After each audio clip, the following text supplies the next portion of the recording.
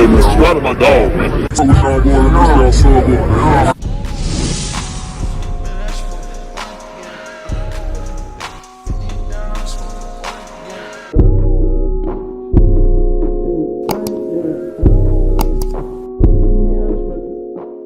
Bro, to be honest, this shouldn't even surprise some of y'all, bro. Cause, well, if you were falling for this, then you know what? I ain't even gonna do you like that. Cause when I was younger, I was falling for it too. I was like, damn, I want all this and that in my car. But come on now, who really would want a goddamn a hot tub in your car, and who would want a fish tank in the car? Like, you just riding around and your car smell fishy. Like, who wants that? Now that I think about it, some of these Pimp My Ride, these cars, what they did to these cars, they were stupid, bro. I ain't gonna lie. They were dumb. Except for the TVs. The TVs was fire. What's going on, good on family? It's your boy KeeGoDumb. Yeah, so I'm back with another reaction, man. I'm back on that dumb shit, you feel me? Look, bro, if you're new to the channel, please make sure you hit the sub button. It's free. You don't gotta pay for sub button at all, bro. Hit the sub button right now. Make sure you like the video and turn on post notifications. I upload every single day. And make sure you follow me on every social media link that's in the description below, bro. Make sure you, look, get active with me too, man. And y'all already see by today's video title, we about to go ahead and jump right into it, bro. Pimp My Ride has some ridiculous ass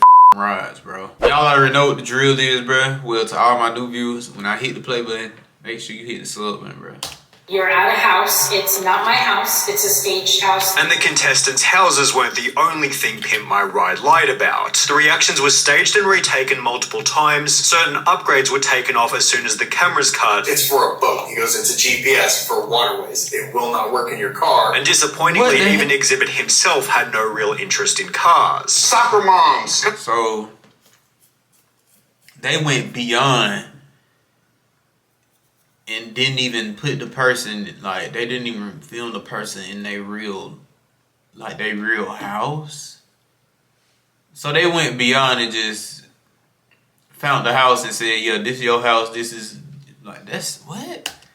To me, telling me about their husband and their car that he had since the 60s, and I was like, stop talking to me about this. I know as much as you do. When asked if the show was fake, a former contestant replied with a single word correct, which isn't surprising as the show even lied about who the contestants were. For example, in season 2, episode 10, Brooke was introduced as a 22-year-old film lover working hard to go to grad school, which had been fabricated by the producers as she was actually a 25-year-old cocktail waitress planning to move back to New York. What the The reason for this, hell? as explained by Jake from season 3, was because Pimp My Ride only picked people in their early 20s. There was a strict age limit of 22 years old. Confirming that the show was lying about contestants' details before filming had even started. In the first 30 seconds of each episode, Xzibit emphasizes that each contestant doesn't know they're about to get picked. He has no idea. I'm about to pimp his brother. Yet this was strange as the contestant always answered the door, always had a microphone on them, and even had their windows blacked out. Facts. They did answer with a damn. It sounded like the mic was on their chest. It did sound like that. What the As world? if they didn't want cameras seeing inside. Well, it turns out Brooke, the supposed 22-year-old film lover, had been pre-selected by a friend to appear on the show, and as a result, she'd stay when Xzibit showed up at my house to tell me I'd been chosen, not a surprise. What was a surprise was when the producers made me react and then react again to Xzibit showing up, finally coercing me into doing a cartwheel, and she wasn't the only contestant who'd had this experience. They pushed you on how to say it and what to say and everything. Man, this girl do a cartwheel for Xzibit. The show didn't have an actual script, but they did steer the dialogue in a direction that they wanted. If I said something they liked, they would have me repeat it over and over on camera. This had been commented by Seth, who appeared in season 5, who was also well aware that Xzibit was coming to his house, stating, "They told me I was in the running for my own episode, but it was between me and 2 other people. When I was sitting in the house waiting for a knock at the door, they said that it was either going to be Xzibit or a producer telling me I didn't win." Thinking back on it, that was all bullshit, but it did make the surprise genuine, which was the same experience as Erin from season 4, episode 2. She was one of 3 contestants. One of them would be chosen. Someone came and knocked at the door. If it was Xzibit, they won. Each contestant was at least somewhat aware that they'd be getting a knock on the door because, well, the homes they were in were actually owned by Pimp My Ride. A Huffington Post article clarified these houses were oftentimes not the contestants' homes. That is crazy, bro. Like, you have to go so far into these people. They have to rent their houses. Are you serious, bro? Why couldn't they just shoot them at their house? dwelling had been rented by MTV. For example, when Jake from season 3 was asked, did the film crew show up and stage the whole surprise as part of the episode, he'd respond by stating it wasn't my house. It was a place owned by one of the crew members. Similarly, Seth from season 5 stated, the house was rented from Craigslist because I lived in an apartment, and they need a house with a big open driveway for filming, which is certainly reasonable, although sometimes the house was part of the person's story. In season 2, for example, Eric's car had supposedly been beat up in the rough streets of Compton. In Compton, ain't no street lights in Compton. However, judging from a quick look at Google Maps, it seems the episode was filmed in a much nicer neighborhood. So if Eric's story was inconsistent and Brooke's story from earlier was downright fabricated, then who else's stories were exaggerated for the sake of the show? Well, it seems pretty much all of them. In season 3, Jake's Buick had been bought from his grandma who smoked, and as a result the show threw an extra few dozen cigarette butts in the car to make her just look like a totally disgusting. Oh, they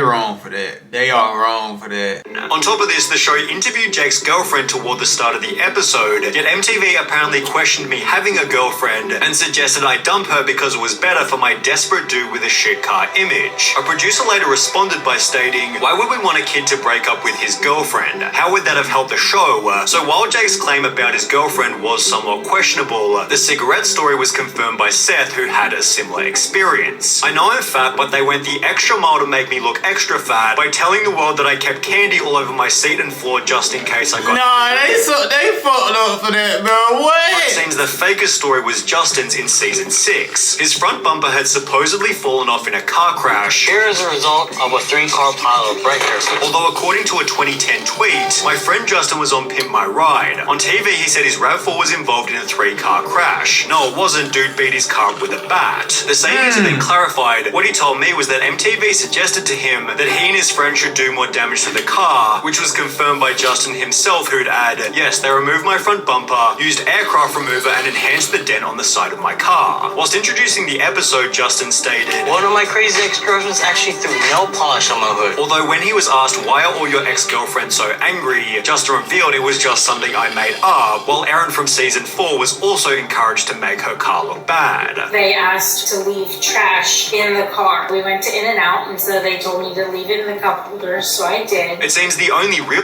Okay. Why does she casually have a snake around her neck? Just talking, you know?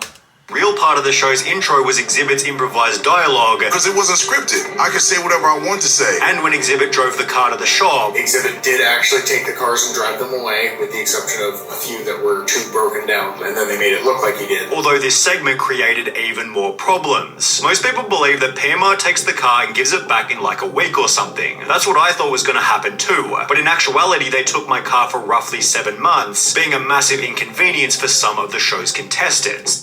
7 months, nigga? What the fuck? Do they at least give you a car? Make it look like they're moving really, really fast, but in reality, they weren't. When asked for the 5 months they had your car, did they supply you with a replacement car? Justin from season 6 replied, no, they gave me $2,000 to rent a car. But I was 19 at the time. I rented a car for a month and it cost me $1,000, forcing Justin to... What? Own transport for the remaining 4 months. Seth from season 5 had a similar experience, being forced to go to a really small shady company off the freeway by LAX because they were the only ones willing to rent to me because of my age. It sucked having that rental car because they wouldn't take payments over the phone, so once a month I had to drive all the way from West Covina to LAX just for them to swipe my card. Although the rental situation was better for other contestants. They had my car for about 6 months, and that time I had the rental car for 6 months as well. With Jake from season 3 adding, they gave me a really nice Mitsubishi Lancer to drive for the time they had the Buick. In the meantime, the crew began to plan how the rides were going to be pimped, although according to a former production staffer, this was also somewhat staged. The boardroom scenes with the WCC crew took a long time to shoot. They often had to be fed line by line. Some of those guys never really got used to being on TV. Some of the lines in the shop probably seem rehearsed because producers would come up with them and feed them to the WCC guys, although excluding this, the mechanics Jakes were fairly innocent. The segment where they'd pimped the car was almost impossible to fake. They really did put shit in the vehicles and change everything out. But when contestants were shown what their new car looked like, Pimp My Ride employed even more staging. Finally came the day for the big reveal. They filmed my reaction to the car at least 10 times before I'd even seen it. Damn! Holy hell. Poor Betsy looked like Barbie's dream car from hell. It was pimped to the nines and hideous. This had been written by Brooke, who gave a much different reaction during her episode. Beautiful, perfect color, exactly the color I want. While every other contestant also filmed their reveal multiple different times. We had to take a lot of takes over and over and over and over and over and over again. Justin stated they had to keep retaking my reaction. Seth stated I even had to do the reveal of the car like 3 times. However, Jake's reaction anecdote was the strangest of them all. His first real reaction to the car was just quiet amazement where he said this is good. They immediately yelled redo and then things got a bit weirder. I remember this very clearly. Big Dane, very big dude. He like puts his arm around my shoulder, kind of walks me around the shop for like 10 minutes and he's like, listen, we put a lot of work into this. We expect you to be a little more enthusiastic, although it would have been hard to conjure enthusiasm for a car that barely worked. As Jake would later write, the problem with the show is they don't fix any of the mechanical issues and my car was a piece They just made the damn car look so good, but it couldn't even fucking go. Okay.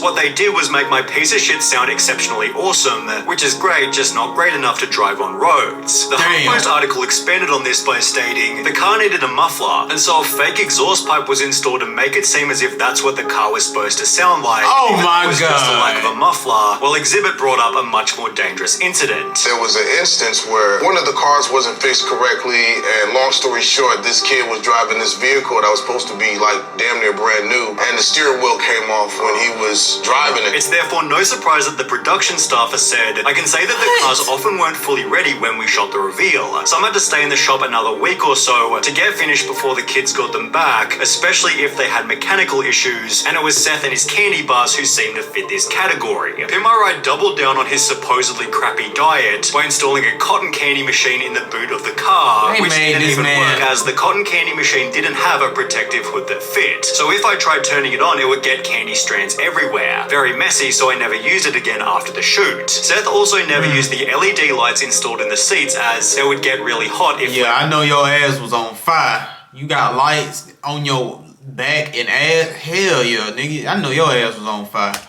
While he also had to remove the gull-wing doors because the pistons used to lift them kept them from putting seatbelts in the back, which was highly dangerous. To add a cherry on top of the cake, he had to fork out a further $1,700 for a brand new engine, then adding, after that I drove it for a month before someone hit me and totaled it. However, the end to Justin's RAV4 was even more brutal.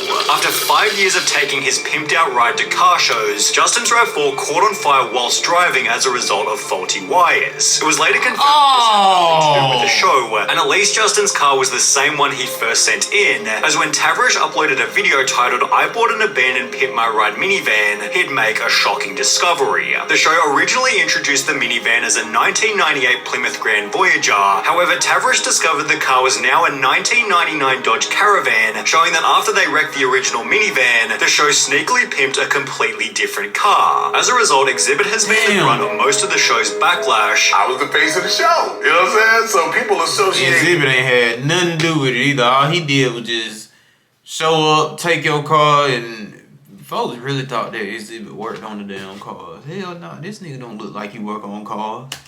Well, he do a little bit, I ain't gonna lie. Which feels pretty unfair given every contestant has said he's an awesome guy. In fact, Xzibit only did Pimp My Ride for the following reason. I actually did Pimp My Ride because I thought they was gonna play my music videos. However, it instead seemed to have the opposite effect. Come on now, I have yet to see a music video play on that damn show. The show was taking away my credibility of what I've already done. It was taking so much time. I wasn't able to tour. I wasn't able to record albums. Oh, damn, I definitely didn't know. I was there filming. Which is even more depressing given he was barely paid for it. But at that particular time, you wasn't really happy with the pay though. Nah. Damn, why they did X like that, man? That Pimp My Ride is unlikely to make a comeback. When are we gonna get a Pimp My Ride? No, there'll be no more Pimp My Ride. Yeah, I don't blame you. I wouldn't go back to that bullshit anyway. But that's crazy, bro. Like, some of that stuff I didn't even, like, No, they had these folks, they didn't even record at their damn house. And then the car situation where they had to like go rent a car somewhere else and it cost like over thousands of dollars. Man, that's terrible. But yeah, that's gonna be it for today's reaction, bro. I hope y'all enjoyed this video. Make sure you leave a like, subscribe to the channel, turn on post notifications. Don't forget to follow me on every social media link that's in the description below. If y'all want more stuff like this, like videos like this, bro, let me know. Send me the video, do whatever. Y'all stay safe, and I'm out, bro.